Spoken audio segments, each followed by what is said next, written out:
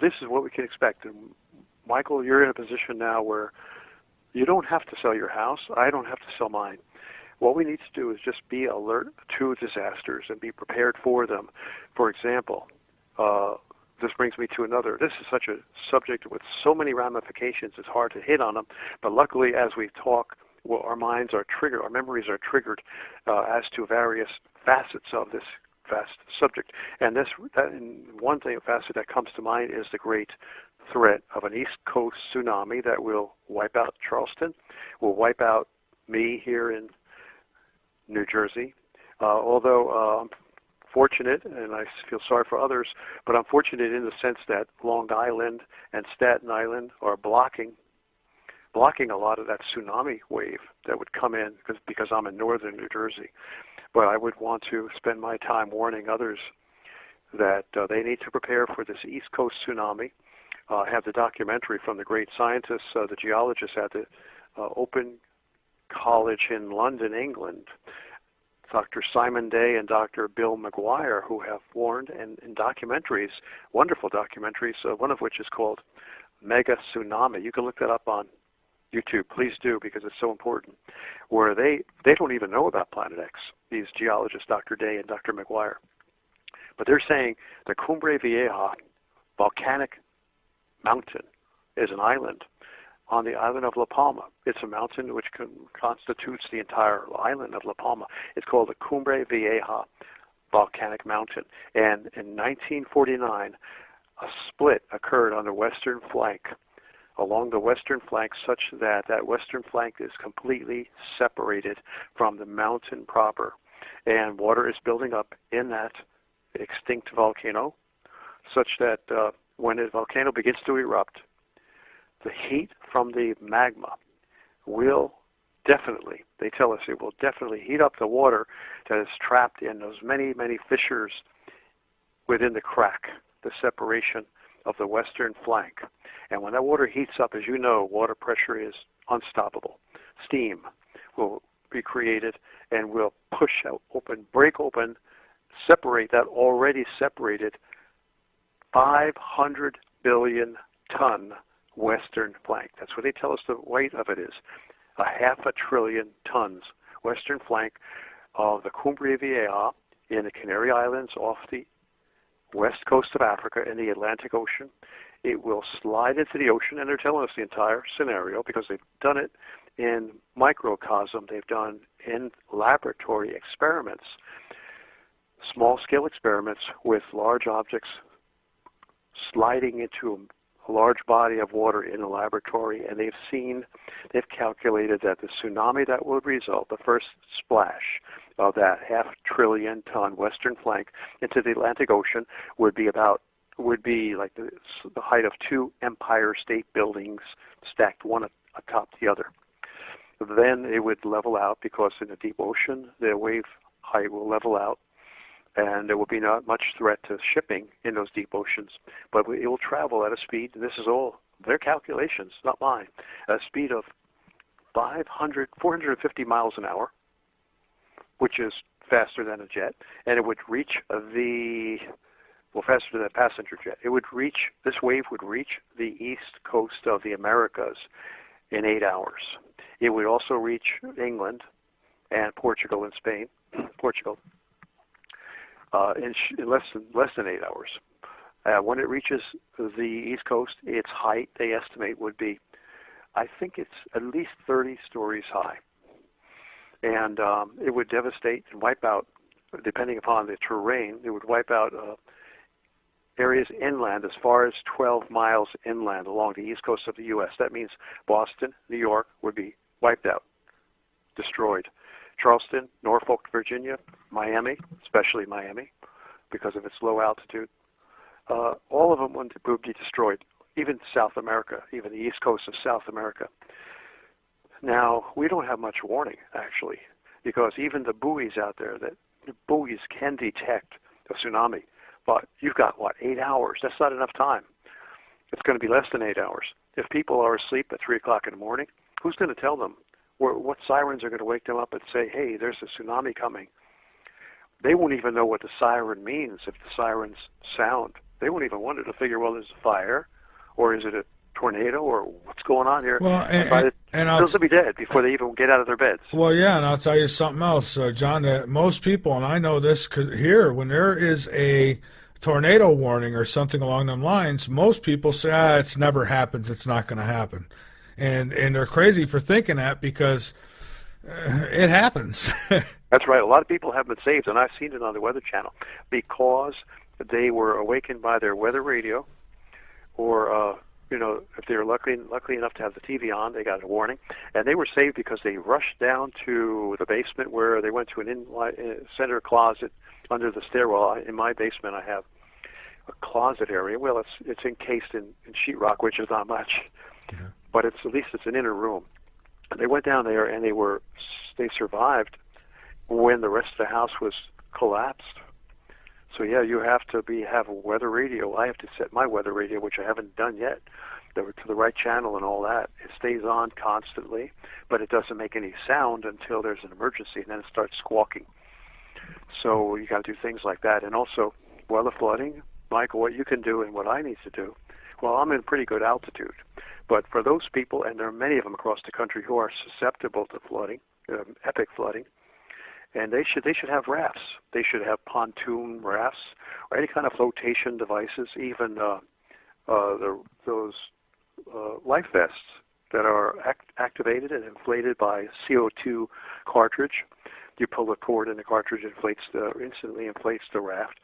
We talked about this in the last show that we had together, Michael, where people should have these in their car, because you could find yourself, even the safest driver who turns around not to drown, can find himself in a flash flood in a matter of minutes. The car's floating. He's about to die, and he has to get out of the car. So, roll down the window before the battery is killed by the flooding, and put on your life vest and get out of there. That could save your life just by carrying a couple of life vests in the car for you and your passengers, things like that. So we have to think proactively about flooding, avoiding floods, and all kinds of disasters. Yeah, absolutely, we do. Yeah. Oh, okay. No, I'm sorry. I paused for a moment because I heard a little static in the headphones, and I'll be damned if it didn't sound just like that water again. I thought it was happening again, but no, it's just something in the headphones. Thank God. But folks, I've sent over Ira a few pictures. Two of them are from right now, from in the studio. And at some point, I think he'll throw them in there if he gets around to it. He's busy, so he might or he might not. I can't do it right now, so otherwise I would. But I do have more pictures of like Planet X and these UFO pics too that have been being worked on. I'll get those ready for tomorrow night so I could share them in the chat room as well. And John, we have another call here, so I'm gonna take it. I'm trying here. Okay, there we go. 814 area code. Who we got? Where are you calling from? This is Chuck from Meadville, Pennsylvania. Well, welcome aboard, Chuck. Hi, Chuck. Yeah, I just wanted to... Hi, how you doing, John? Fine, thanks. Say hi to you and Michael and Ira on the other line if he's still there. If not, he's in the background somewhere. He actually hung up, but yeah, thanks for the call too, Ira.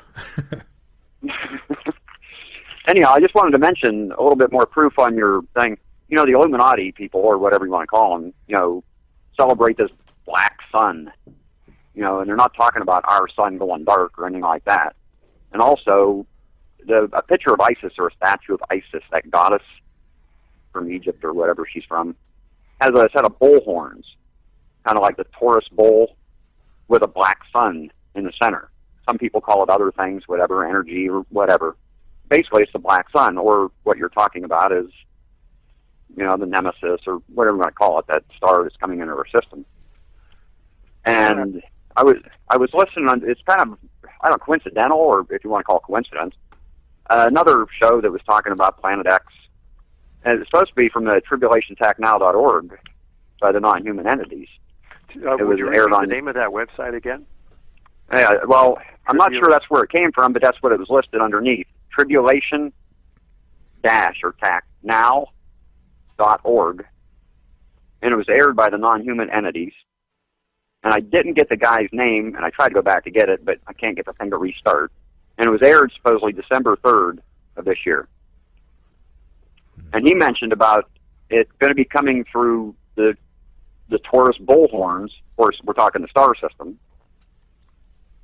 And then I see that picture or that statue of Isis with the bullhorns and the black sun in the middle. And like I say, coincidence, maybe once, but just twice. And then I click back to your show earlier than normal because I listen to Hagman also. And you come on the air about this, and I'm going, 3 times in a row talking about this. And it just so happens, I page through the internet all day. I'm on disability, so I ain't got nothing better to do. But it's really something different.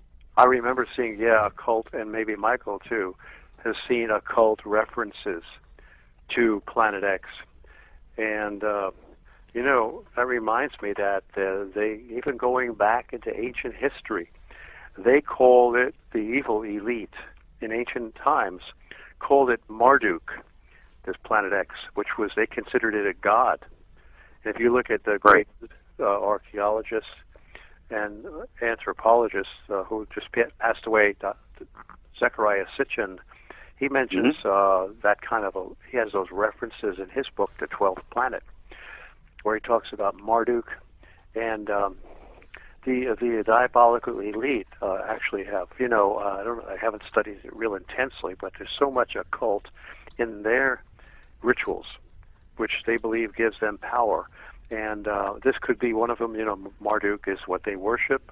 They make it an object of worship as they worship Satan in order to keep their power, and in order that they believe, falsely, will protect them if they worship these evil occult entities who they falsely believe represent this great dwarf star, which I know is being brought in by God.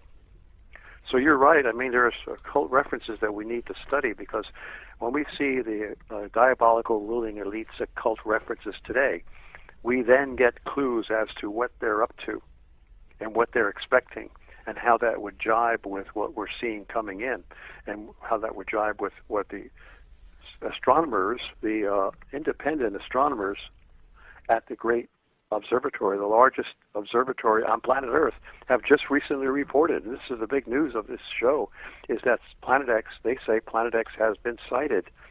And that reminds me, your question reminds me that what happened was there was, to show me greater evidence and to support their their sighting of this Planet X at the Atacama Large Meter Array, that's ALMA as an acronym, observatory in Chile.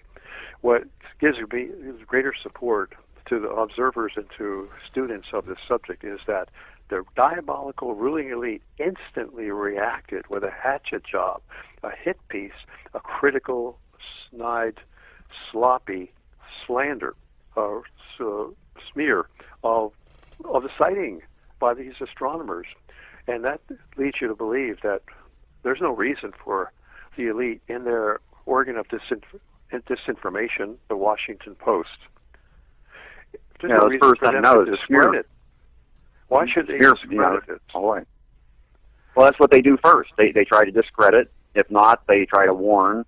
And then if not, well, we all know what follows after that. It's not worth talking about because no one's around to hear it then. But That's right. Yeah, so they know that they're going underground. The evidence is all there. The London Daily Mail has reported that they are going deep into the bowels of Cheyenne Mountain in their great, vast underground city there, and also in the bowels of Mount Weather in West Virginia.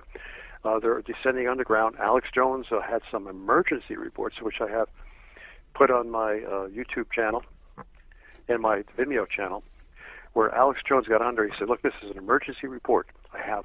He made 2 of them in this year, 2015.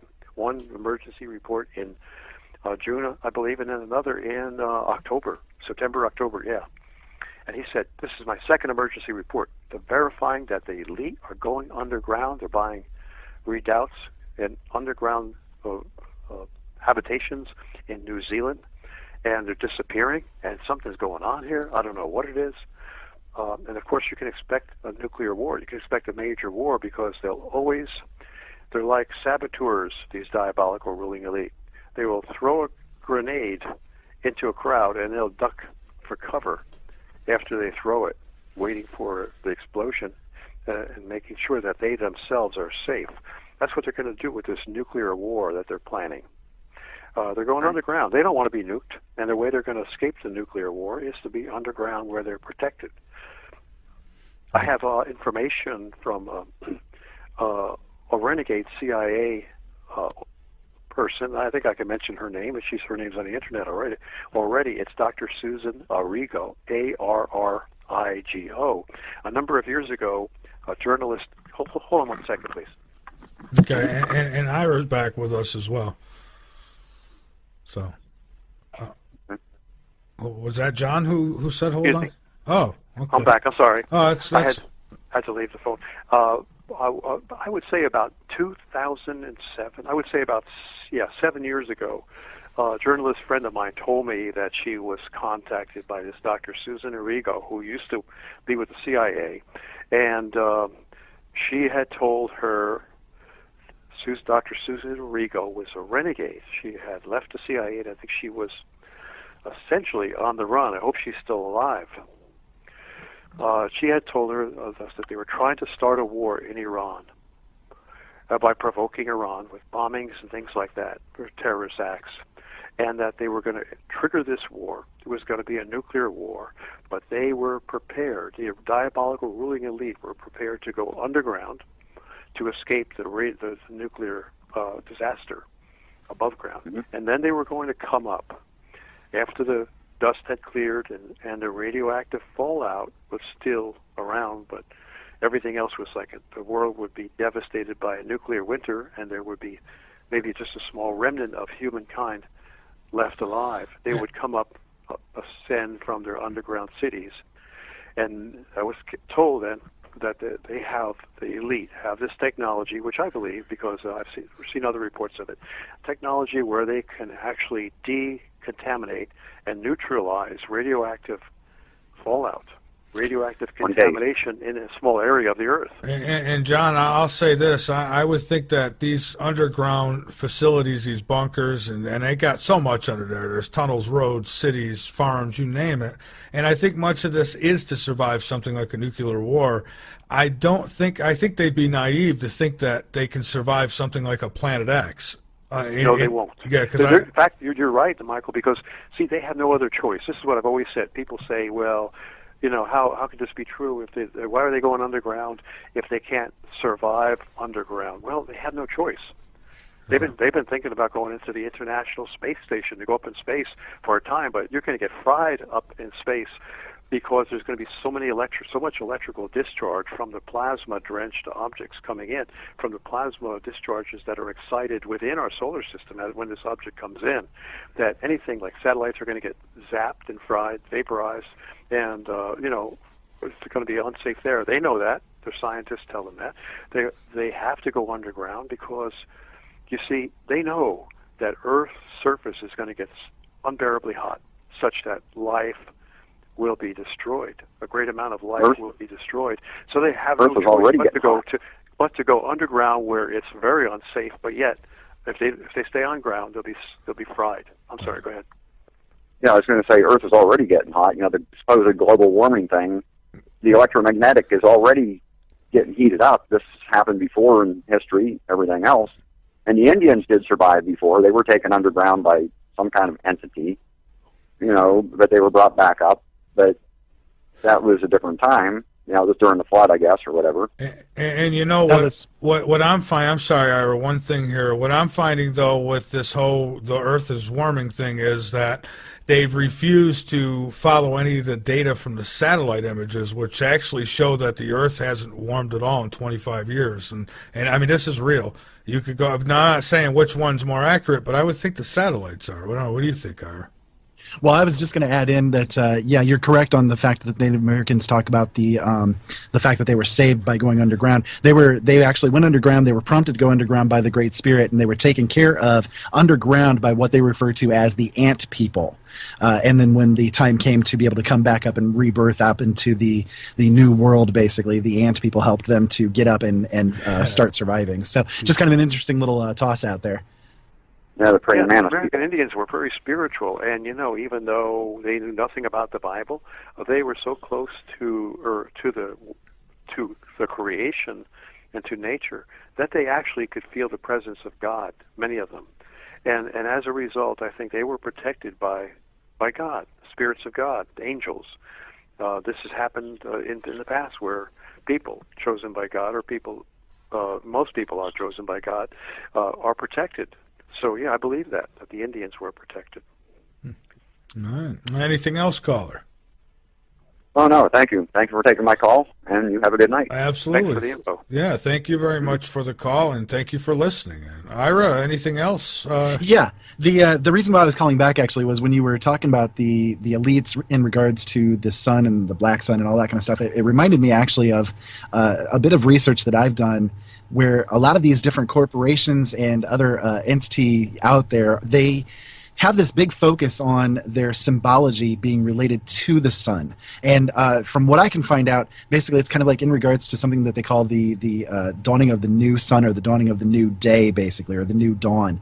And I wonder if there is a relation to this stuff to what you're discussing here with the Planet X and all of the other things that are going on with it, basically. Well, let's see now. The new sun,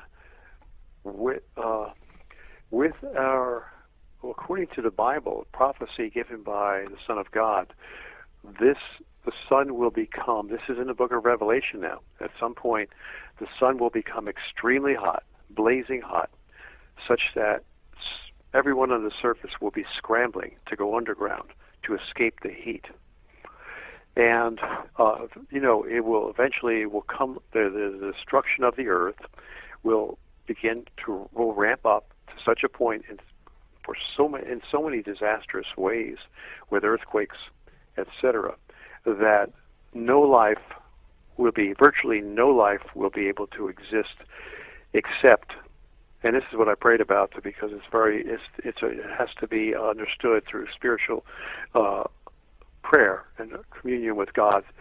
In the Bible, it's not specifically stated in the book of Revelation, but the ones who will survive the destruction of the earth are the ones who will be taken up at the very end, when the earth undergoes complete destruction. Now, taken up would be in terms of the spirit, not the body. The body would be left behind, and the spirit would be taken up in an instant, in a twinkling of an eye, according to the scriptures. And that can happen when, for example, we have electricity, a lightning bolt, a transmission of energy occurs at the speed of light. Radio waves travel at the speed of light.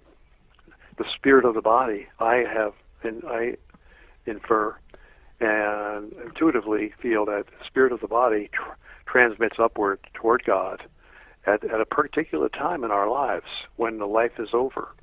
It's transmitted upward at the speed of light. And those are the ones who survive. Their spirits survive. Their bodies left behind like a cocoon of a butterfly leaving the cocoon. Mm-hmm. And they take on a new body. I know it's strange to us because we don't experience this in our physical life, but this is the metaphysics that are being proven, being shown by advanced studies, such as the study of other dimensions and the spirit of the body.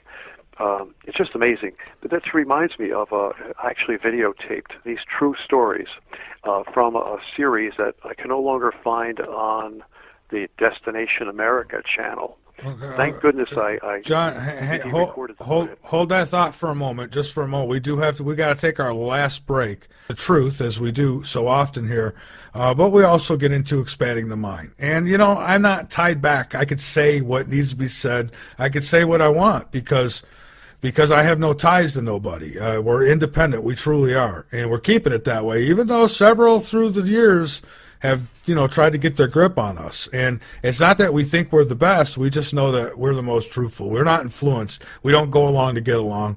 And, so let's get back to it with my guest, John DiNardo. And I hope you'll continue to support us at latenightinthemidlands.com.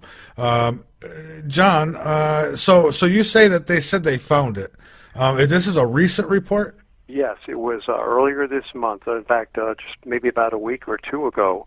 All you have to do is go to your search engine and type in the acronym ALMA, which stands for Atacama. That's ATACAMA. ATACAMA. Atacama. You can type in that word also. Large Meter Array Observatory. Or you could just type in the acronym ALMA, ALMA. That observatory is the largest telescope on planet Earth. It's a radio telescope, which picks up the spectrum, electromagnetic spectrum of the subvisible light energy, the magnetic energy that comes from electromagnetic energy that's emanated from distant objects. When they emit infrared light, for example, infrared is electromagnetic energy. It's of the same type of magnetic energy of radio waves and television waves. So this array of 66 antennas, receiving antennas, constitutes the largest telescope on Earth. And they have said in the article, and I can paraphrase it, we think we have discovered Planet X. They actually mentioned it in the article. You'll see it reported in the London Daily Mail, I believe. You can look that up. Okay. And so it's out there. Now, the evidence that we see, that they've actually found it, the evidence that I notice, and we all should notice, is that the diabolical ruling elite have instantly, in a knee-jerk reaction, attacked these astronomers, these independent, sincere, honest astronomers who are not tied to any government funding whatsoever. And why would they attack these astronomers unless they were afraid of something? The Washington Post, which is the organ of disinformation of the diabolical ruling elite, it's owned by the Graham family, Catherine Graham, infamous Council on Foreign Relations member. They had this Sarah Kaplan, a sloppy journalist, let's say a hatchet-wielding journalist. I see. Just to cut in for a second, John. Now, some would say, I have had many tell me, well, NASA, they call any planet that they've just discovered and not given a name, they call it Planet X, and that's what they'll say. Well, they would say it's a Planet X, but in this case, they said we think we have discovered Planet X. I see. And I don't believe anyone that insinuation that any newly planet discovered would be called a Planet X. No, I don't believe that, because it's why then would the elite have buried the term Planet X ever since 1983, when the NSA became quite secretive?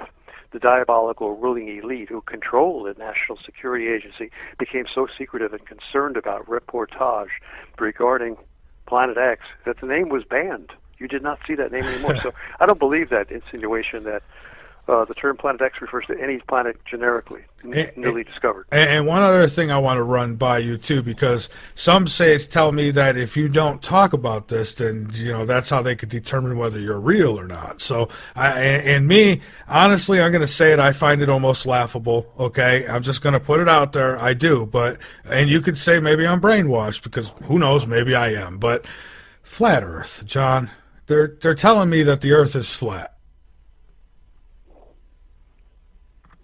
What say you on that? The Earth. Who's telling you that the Earth is flat? There's people who are telling me that if guys like you and I don't talk about flat Earth, then we're not real. So should we be talking about this? I don't talk about flat Earth. No, I don't mean to offend anybody out there who does. I'm sorry, but nobody has given me that type of evidence. I get messages from people talking about well, look at the photographs, the films of planet Earth from space, from space and from the International Space Station. Well, that's just it. It's proof right there. I think that it's been canned, I think, a long time ago. And I'm not saying it because I don't want to believe it. It's just, I don't know. Somebody sent me a video and says that if this don't convince me, nothing will. And I'll tell you what, I couldn't watch but maybe 8 minutes of it, and I had to turn it off because the guy was it was incredibly just I couldn't watch it. But yeah, you can't. You can't allow you can't allow this information coming from any area. Or at least we can tolerate anyone's free speech, but we also have the right to respond. Right. So, for example, we talk about the photographs from space that show that the Earth is not flat. We also, if you stand on the shore and watch a ship going out to sea, does that ship, if you had a telescope, if the Earth were flat, you'd be able to see that ship at great distances away, wouldn't you? But you can't, because the ship appears to sink below the horizon as it gets farther out. Doesn't it? That indicates that there's a curvature to the Earth. Yeah, I agree. You're not getting no disagreement from me. But there's people who, and they get mad because, I chop them at the bit quick on it, because I'll go as far with the Planet X and even bases on the moon, and the moon might be hollow. Okay, I'll go there. But flat Earth, I think it's been proven without a shadow of a doubt that we've got somewhat round rocks floating in space. That's me. If you could prove me wrong, by all means, contact me, but have real evidence, and I know you're not going to have it because it just don't exist, but I'd be glad to entertain it. But it's all it is entertainment for me. Anyways. At least you give them the freedom to express themselves. Well, yeah, and exactly. then just let it go at that. I wanted to get back to this Sure. New York Times landmark article that I began reading it from January 30th, because I want to present further scientific evidence that this brown dwarf star exists. And the title of the article, again, I'll just go over it briefly, is Clues Get Warm in the Search for Planet X. They're talking about not a Planet X, but the Planet X, by John Noble Wilford, January 30th, 1983, New York Times. Now, their article states that ever since the 1800s, astronomers noticed perturbations or a plucking of the outer planets Uranus and Neptune from their revolutions around the sun, eccentricities that could only be explained by a large, unseen gravitational body pulling at these planets at some point in their revolutionary path around the sun. So quite logical. So they logically theorized that there's a large planet out there, which was discovered in discovered by NASA, which in the way of sending out the Pioneer 10 space probe, which I described before, which was to feel a gravitational pull by this unseen body at some point, at the point where they calculated that this unseen gravitational body existed. And they never told us, because they keep it secret, they never told us the results of the Pioneer 10 trajectory perturbation, which would have proven that the gravitational body indeed was there. We were never told about that. No. Why not? Because they knew that there was a perturbation. They didn't want us to know about Planet X. However, the NSA was not quite as suppressive and didn't have the knowledge at the time to suppress NASA. When NASA in 1983, January, New York Times said, quote, recent calculations by the United States Naval Observatory have confirmed the orbital perturbation exhibited by Uranus and Neptune, which Dr. Thomas C. Van Flandern, an astronomer at the observatory, says could be explained by a single undiscovered planet. He and colleague Dr. Robert Harrington calculate that the 10th planet should be 2 to 5 times more massive than Earth. And incidentally, I don't know why they said that, because it's got to be much, much larger than that, and I'll show you why later on in this article. It should be 2 to 5 times more massive than Earth and have a highly elliptical orbit. That is correct, because we talked about that, like the tennis ball being batted back and forth between two suns on a celestial tennis court. If a tennis ball is batted back and forth, its trajectory is certainly going to have a highly stretched out elliptical orbit going back and forth from one tennis player to the next. Anyway, they say this Dr. Harrington and Dr. Van Flandern say it has a highly elliptical orbit that takes it some 5 billion miles beyond that of Pluto. Excuse me. Mm-hmm. Now, this is a key quote. This is very important for us to ponder. Takes it 5 billion miles beyond Pluto, hardly next door, but still within the gravitational influence of the sun. So what that means is that if it's within the gravitational influence of the sun at 5 billion miles away, which is where it was back then in 1983, a third of a century ago, it must still be within the gravitational influence of the sun right now, only much closer. Right. That is, if it has a highly elliptical orbit, you see.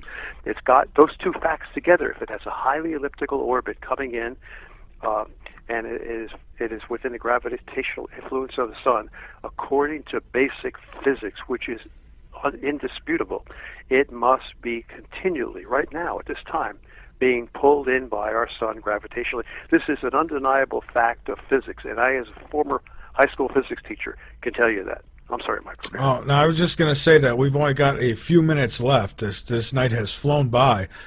So if you could spend the next few minutes, obviously at the end, go ahead and plug whatever you'd like. But in the next few minutes, if you could kind of explain to us where it might be and when you expect to get the worst from it.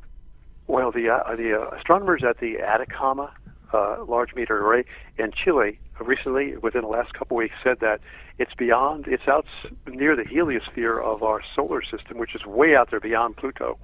And I can imagine where it would be out there because it has come in, well, I won't go into details because we don't have a lot of time, but it has come in below the ecliptic, according to Dr. Harrington, the late and murdered Dr. Robert S. Harrington. I think we could say that safely because many observers have shown us that Dr. Harrington was about to reveal to the world that he had sighted this object, and it was indeed coming toward our solar system, and that's why they killed him. He died of cancer very quickly when he had promised to tell the world reveal his telescopic findings, which were being processed. Okay, so Dr. Harrington was murdered.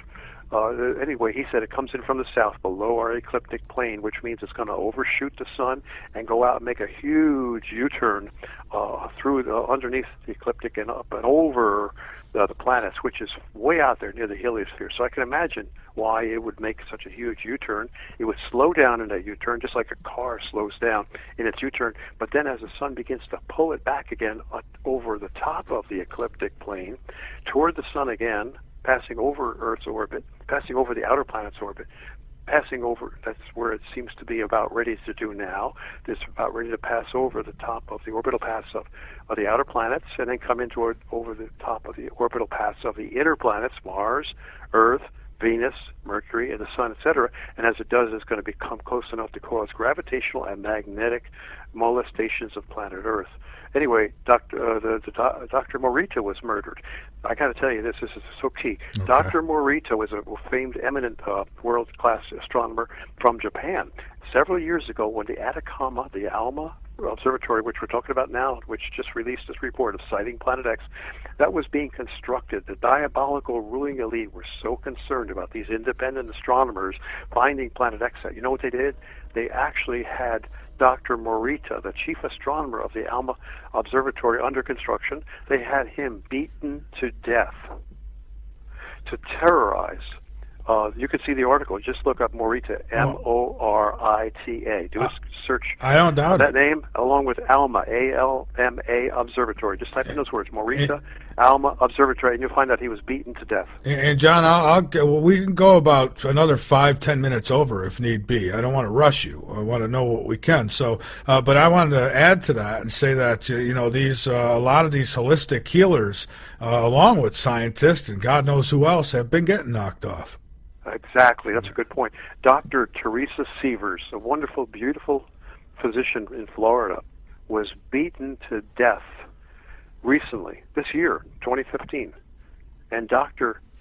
Jeffrey Bradstreet was shot to death, shot in the chest and thrown into the river by these diabolical ruling elite from Big Pharma, etc., because of natural findings that they were coming up with. I don't know the exact details of it, but it related to cancer cures. And that's what they do. They beat Dr. Sievers to death, this beautiful woman. When they do that, they do it to terrorize others. You see, if the person just dies of a natural causes, they could do that too. They can give them cancer. but they want to terrorize everyone else who might speak out.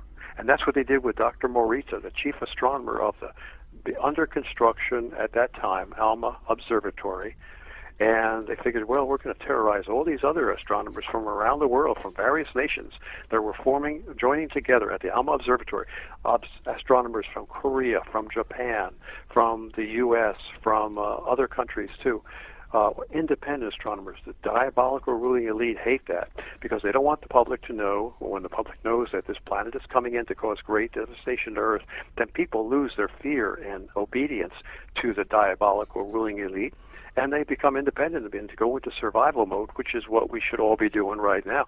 The elite don't want us to do that. They want to go underground and watch us die. And on the 28th, you brought up survival. I'm actually doing a show on the 28th with a guest who's been on the show before, but we didn't talk about survival. He's coming on to discuss survival, Richard Lowe Jr.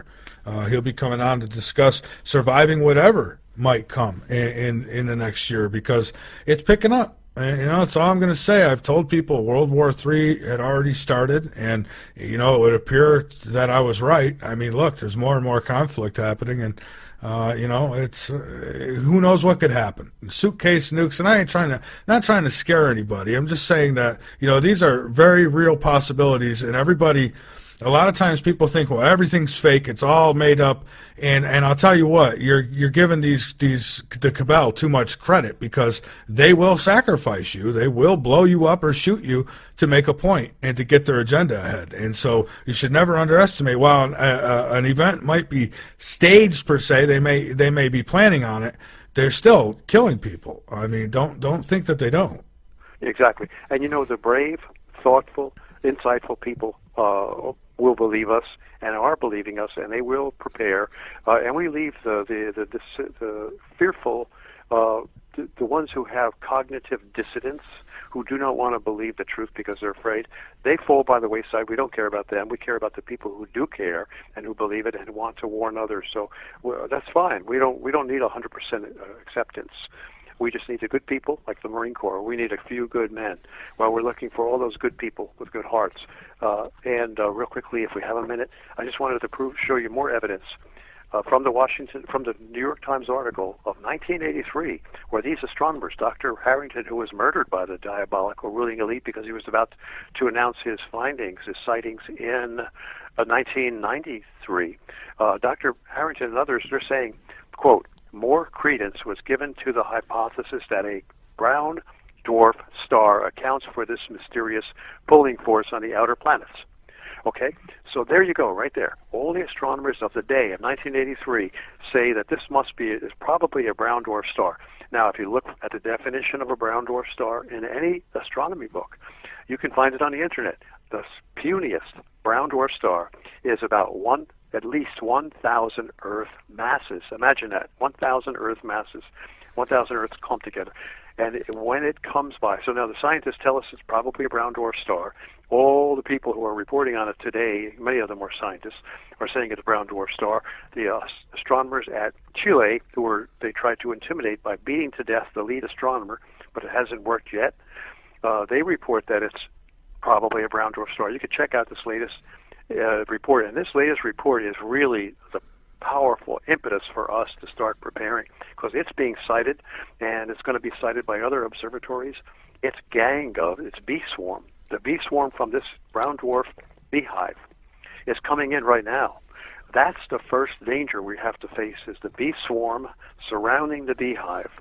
Now, this bee swarm consists of comets, asteroids, and meteors. Earth is in danger, great danger of asteroids right now. I mean, it cannot even hide the danger anymore. You're hearing it all over the place. You're hearing it on all the science channels that we are threatened by asteroids. And they try to cover up with such, for the layman who doesn't understand. For those of us who understand, we could see their lies. I was looking at a H2 History Channel report on the asteroid threat. In fact, I video or DVD recorded it. And what they're saying in there is, gee, there's more asteroids in our solar system than we thought. Well, that's a lie. I mean, the fact is that they knew there were a certain density of asteroids for many, many decades. And now the number of asteroids has increased drastically. They're not telling you that. They're lying in a feeble way with a sloppy lie that that must be noticed by anyone who studies the subject. That it's not that they just never noticed the asteroids before. It's just that the density of asteroids has drastically increased in recent years, and that's because this beehive is coming into our solar system, being pulled in by our sun's great gravitational force field, and the bee swarm around it is becoming ever dense. And you watch, we're seeing more strikes, more meteor strikes.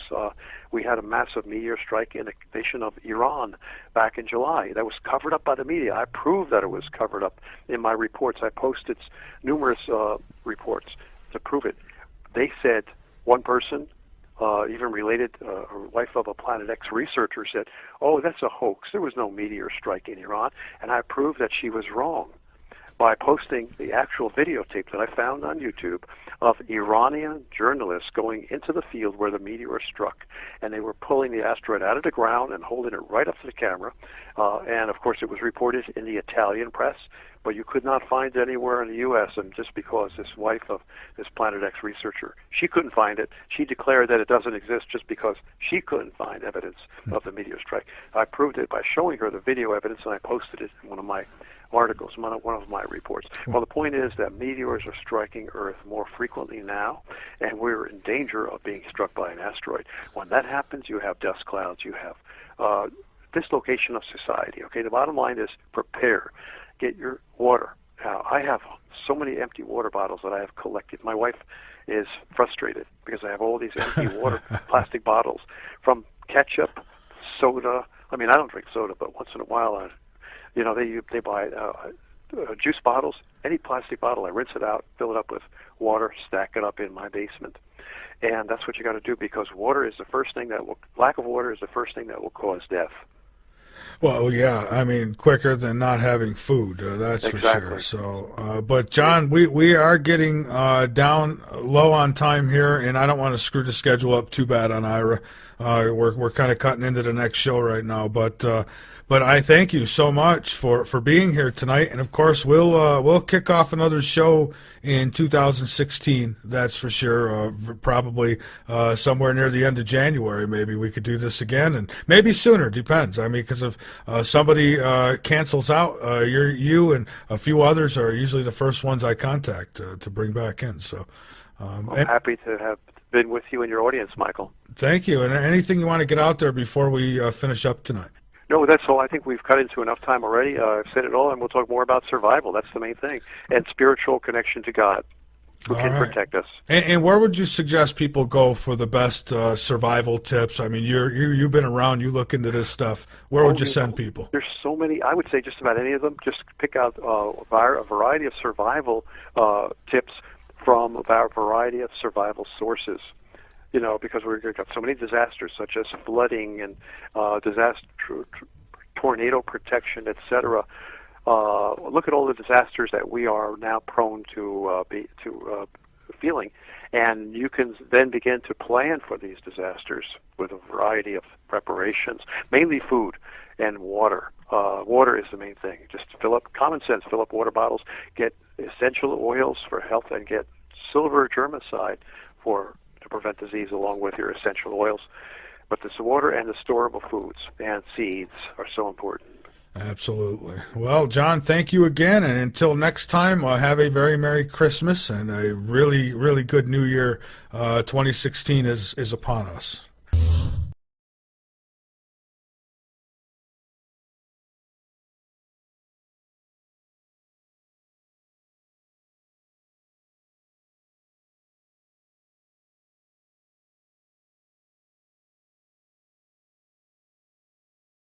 This is what we can expect. And Michael, you're in a position now where you don't have to sell your house. I don't have to sell mine. What we need to do is just be alert to disasters and be prepared for them. For example, this brings me to another. This is such a subject with so many ramifications, it's hard to hit on them. But luckily, as we talk, our minds are triggered, our memories are triggered as to various facets of this vast subject. And one facet that comes to mind is the great threat of an East Coast tsunami that will wipe out Charleston, will wipe out me here in New Jersey. Although I'm fortunate, and I feel sorry for others, but I'm fortunate in the sense that Long Island and Staten Island are blocking a lot of that tsunami wave that would come in because I'm in northern New Jersey. But I would want to spend my time warning others that they need to prepare for this East Coast tsunami. I have the documentary from the great scientists, the geologists at the Open College in London, England, Dr. Simon Day and Dr. Bill McGuire, who have warned in documentaries, wonderful documentaries, one of which is called Mega Tsunami. You can look that up on YouTube. Please do, because it's so important, where they don't even know about Planet X, these geologists, Dr. Day and Dr. McGuire.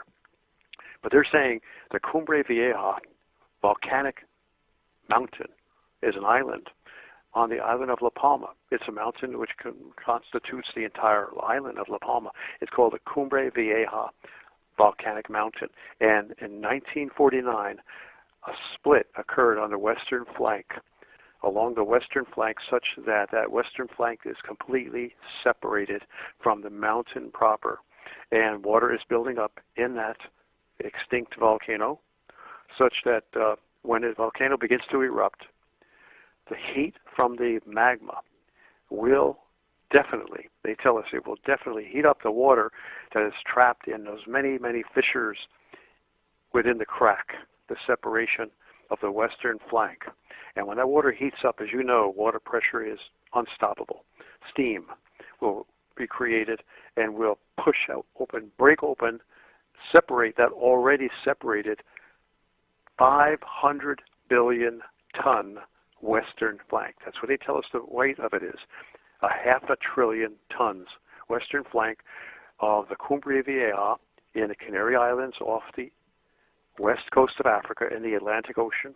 It will slide into the ocean, and they're telling us the entire scenario because they've done it in microcosm. They've done in laboratory experiments, small-scale experiments with large objects sliding into a large body of water in a laboratory, and they've calculated that the tsunami that would result, the first splash of that 500 billion ton western flank into the Atlantic Ocean would be like the height of 2 Empire State Buildings stacked one atop the other. Then it would level out because in the deep ocean, the wave height will level out, and there will be not much threat to shipping in those deep oceans. But it will travel at a speed, and this is all their calculations, not mine, at a speed of 450 miles an hour, which is faster than a jet, and it would reach faster than a passenger jet. This wave would reach the east coast of the Americas in 8 hours. It would also reach England and Portugal and Spain. In less than 8 hours.